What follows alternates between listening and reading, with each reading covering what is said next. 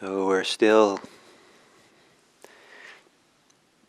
lingering in the 13th step of mindfulness of breathing, that of observing inconstancy.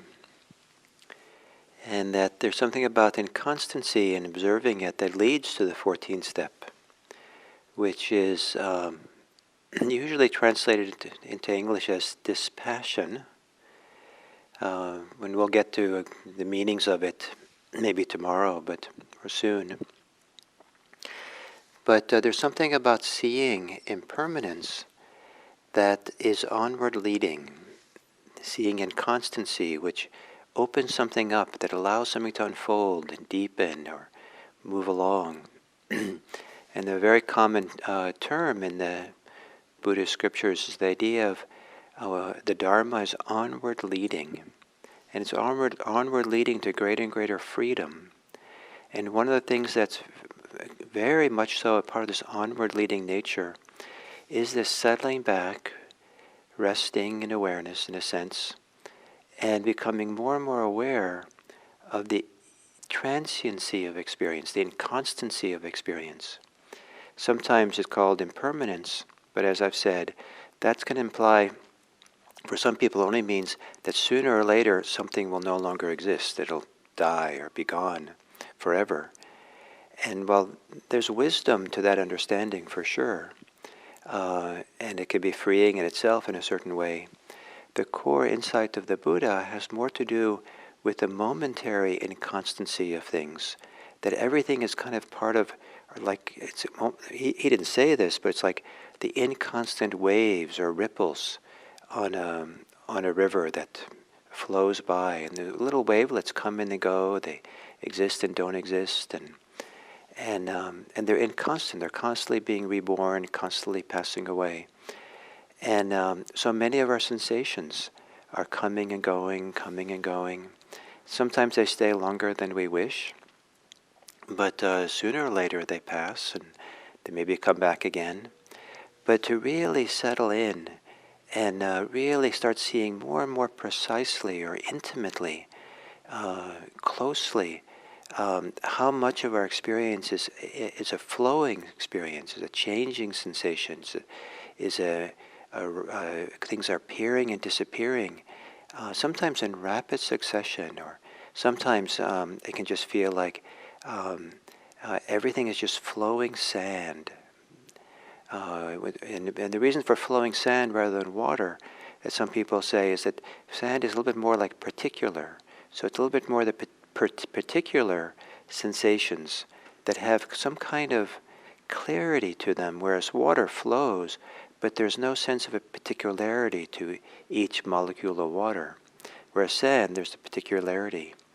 Or some people, it feels like snow, just everything is just like snow, or raindrops, but flowing sand. And everything, and just really settling back and getting very still, and then appreciating how everything is arising and passing. This was a very significant insight for the Buddha. It was like in the way it's described in some texts, is like this was his big aha moment. This is what in seeing this, he realized this is the path to liberation. With seeing this arising and passing, the inconstancy, there was light, there was wisdom, there was clarity, there was the path opened for the Buddha. But in particular, both seeing arising was very important for him, but seeing the passing was very important as well. And it seems like the passing and the ceasing of things was even more important than seeing their arising. Exactly, I'm not sure, but one reason is that when we know that things pass, even if they're inconstant, they come back, we know that they're not permanent. We know that it's not always that way. And that frees us from the mind that kind of unconsciously or subconsciously we relate to things as if they're always going to be there. And as opposed to relating to them as being, oh, this is just part of the flavor of the moment. This is what's coming here now, and in due time it'll pass. And in fact, if I pay really careful attention to the particularity of the moment, it's already passing and then arising, passing and arising. And so knowing that it's not constant, so that's very helpful with things like suffering. If we think that suffering is durable, stuck, solid, unchanging, then it's very hard to get in there. It's like concrete. It's very hard to get in there and try to do anything with it. But we see it as more as flowing sand or flowing water. You try to reach into water and hold on to it, grab a fistful of it, it just disappears through your fingers very quickly. And so we realize suffering doesn't have that solidity we thought before. Self, all the things we think of as myself, or we identify strongly as being this is who I am, to really see that it also has a certain way of inconstancy, that it comes and goes, the sensations, the experience, the thing, the role, the ideas, the feelings, the intuitions, the whatever it might be that we think is it, that this is myself, we start seeing that too as part of this flow and current of a river, and we can't quite hold on to it.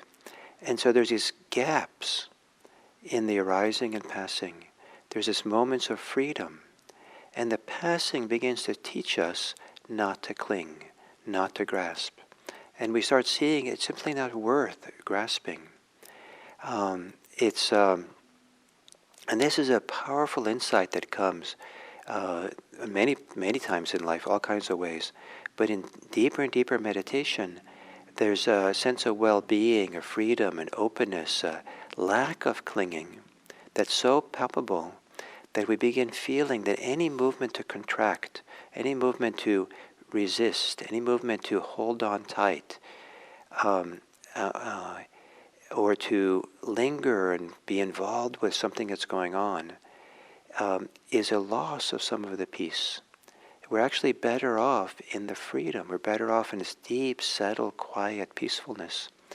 And in that we can learn it's not worth clinging. We lose something in the contracting. We lose something in the resisting. And it isn't that we are told, as a good Buddhist, you should let go of clinging. It's more like there's no admonition like that. It's more like pay careful attention, become quiet, and when you notice for yourself that you're worse off clinging, then don't cling.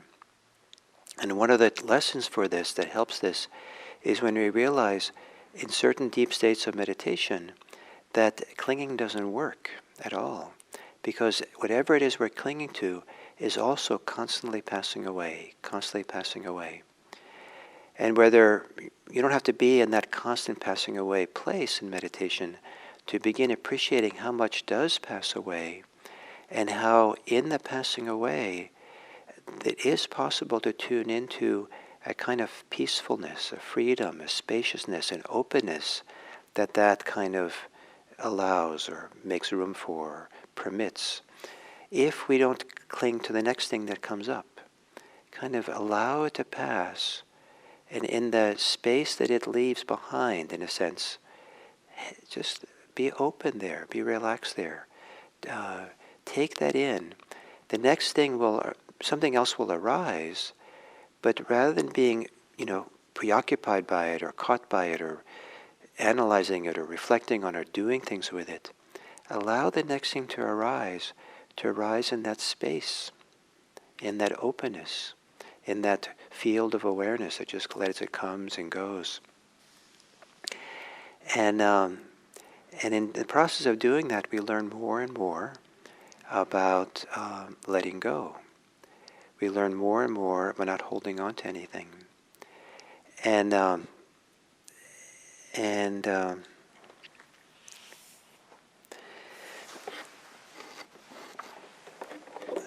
need to charge my battery. And so, because batteries also pass away, and it's probably good for the next couple of minutes to keep it going.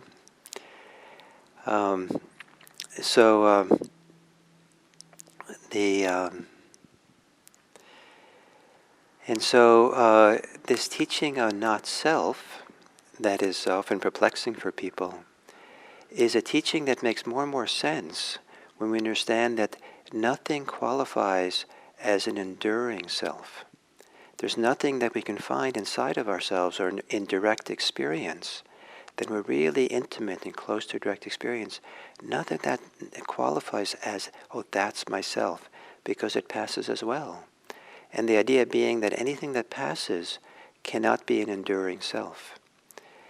And any theory, for the Buddha's point of view, any doctrine of self, any theory about what the self is, lends itself to a kind of reification, a kind of solidification on what is self. That's not possible when things are constantly changing. It's kind of like there's no place to hang your hat. There's no place to tack, with a thumbtack, no place to tack any philosophy, idea, concept, theory about what the self is. It's like taking a thumbtack and trying to stick it into a river and having it stuck. It doesn't stick anywhere. So any theory about self just doesn't quite stick, doesn't quite work when this constantly flowing and constant nature of experience that begins to open up in deep vipassana practice. So this, the core, deepest kind of important insight of insight meditation is this inconstancy of phenomena, the changing nature, the current of phenomena as it flows through and arises and passes here in the present moment. So to settle back and observe that, on this 13th step is what's talked about. And as we do that, we begin feeling that the things that we cling to, have passionate lust for, passionate hatred for, that all that kind of the ways in which we're driven or about things, passionate around our attachments, just doesn't make any sense as well. And it stops losing its allure. It stops losing its enchantment. We stop falling under its spell. And then we begin observing that we're less and less interested in clinging, less and less interested in lust and hatred and, this driven, attached kind of passion that can happen, like the passion for money or the passion for power or kind of the negative understandings of passion. And so then the 14th step is observing dispassion. So then we'll end, and this will pass as well, and we'll make room for the next thing to happen, and chances are it's simply inconstant, and we'll meet again here tomorrow at the same time. Thank you.